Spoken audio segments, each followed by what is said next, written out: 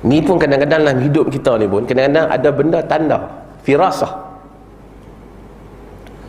Sayyidina Umar bin Khattab masa dia duk melontar apa? Jamrah. Bila dia lontar jamrah dia orang dia cukup kepala kan. Lepas tu melontar. Dia lontar zaman dulu lagi sempit tempat tu. Tapi orang mungkin tak seramai lah, tapi ribu-ribu, puluh ribu orang kan. Ada batu orang lontar kena kepala Sayyidina Umar. Sayyidina Umar pegang berdarah. Lepas tu ada orang panggil, "Ya Umar, wahai Umar." Dan Umar kata, orang tu kata, "Kau tak akan datang dah haji melainkan tahun ni." Tahun tu Umar wafat. Dia macam satu tanda biasa orang panggil ya Amirul Mukminin. Bila orang dah panggil ya Umar tu kira habis ya. Kadang-kadang Allah bagi firasat satu orang, dia boleh, kerana ada tanda tertentu dia boleh, bukan dia tahu yang gaib, tapi dia Allah bagi tanda. Dalam hidup kita pun macam tu juga. Ibnu Abbas radhiyallahu an, turjumal Quran, ahli penterjemah, ahli tafsir Quran.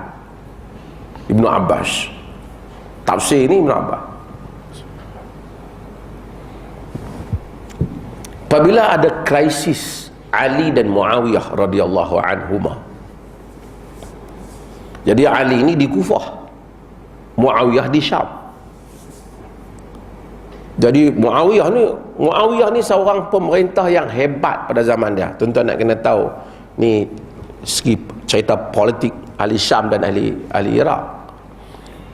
Orang Syam tak pernah khilaf pendapat untuk duduk di belakang Muawiyah. Tapi orang Kufah berkhilaf pendapat untuk duduk di belakang Ali. Walaupun Ali itu hebat, tapi dari segi skill menguasai rakyat, politik, kebajikan rakyat, tak dapat ditandingi Muawiyah bin Abi Sufyan. Misal dia keluarga politik, pak dia pun Abu Sufyan orang politik. So dia punya cara cengkaman pentadbiran dia, rakyat support kuat. Ali bukan tak pandai, Ali segi ilmu, lebih kesolehan. Dia salah seorang daripada khalifah yang 4. Ali dok bercakap, Ibnu Abbas kata ke Ali, "Han tengok tak lama lagi orang seramai kat Syam semua berada di belakang Muawiyah, dan pengikutmu akan berpecah tak lama." Ibnu Abbas muda ahli Quran Ibnu Abbas. Tak lama kemudian berpecah pengikut Ali bin Abi Talib. Kata Ali bin Abi Talib, "Inna ibn Abbas la yanzuru ila al-ghaib min sitrin raqiq." Kata dia, sesungguhnya Ibnu Abbas yanzuru ila al-ghaib, melihat kepada ghaib melalui tabir yang nipis.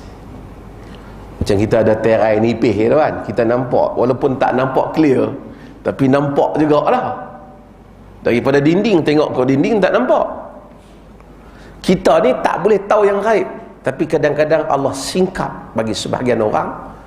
Dia macam nampak tanda-tanda anak mai, Allah bagi tahu kat dia, bukan dia bukan tahu penuh, tapi min sitrin raqiq. Kata Ali, Ibnu Abbas tu nampak benda gaib ni daripada lansir ataupun daripada tutupan yang nipis. Dan Allah jadikan karamah sebahagian orang nampak. Ibnu Taimiyah rahimahullah, hadis pada Marah kan. Ibnu Taimiyah rahimahullah taala, dia sebelum Tatar menakluk Syam, dia dah masuk menyerang Syam, dia dah bagi tahu dah kepada orang Syam, Tatar akan masuk kepada Syam. Dan kemudian oleh kerana Ibnu Taimiyah ni ulama-ulama zaman dia, ulama-ulama fanatik mazhab zaman dia dan sufi, semua berpakat nak penanya Ibnu Taimiyah ni.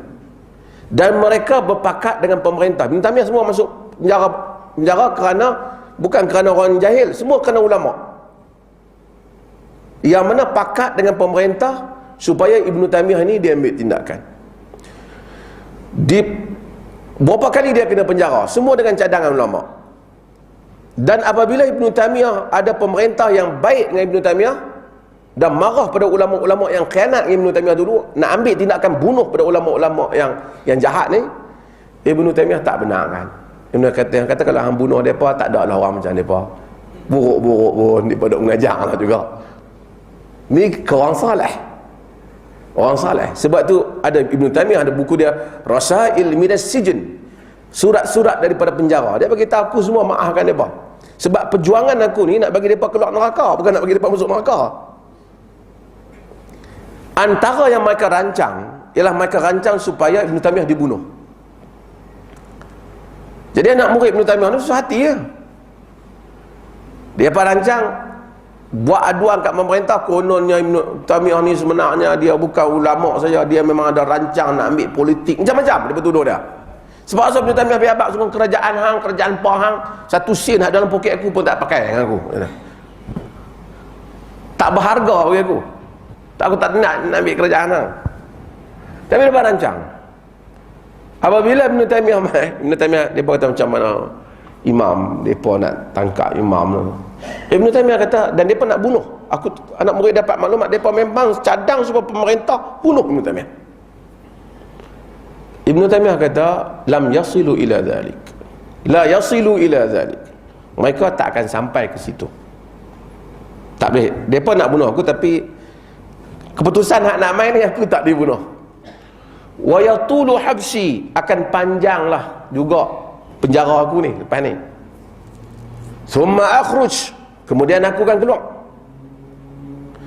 Wa atakallam bis sunnati ala ru'usin nas, dan aku akan bercakap mengenai sunnah di hadapan khalayak manusia selepas daripada itu.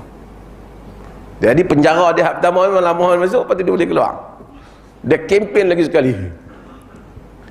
Yang ni dia panggil firasah.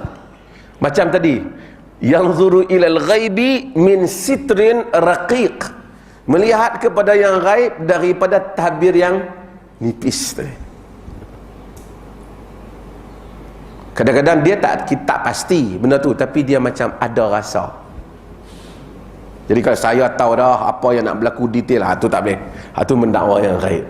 Tapi kadang-kadang orang baik dia nasihat kita, tak usah buat kot, aku ingat tak elok, aku rasa kalau hampir bahaya ni, tak usah kot. Dia rasa tu sitrin raqiq. Jadi kita pun kadang-kadang kalau orang tu bagus, saleh, nasihat kita, benda hak kita pun tak apa pasti, ambil pilah nasihat dia, kut-kut betul nasihat dia. Dia pun bukan pasti kan, tapi kut-kut betul. Macam mana kata?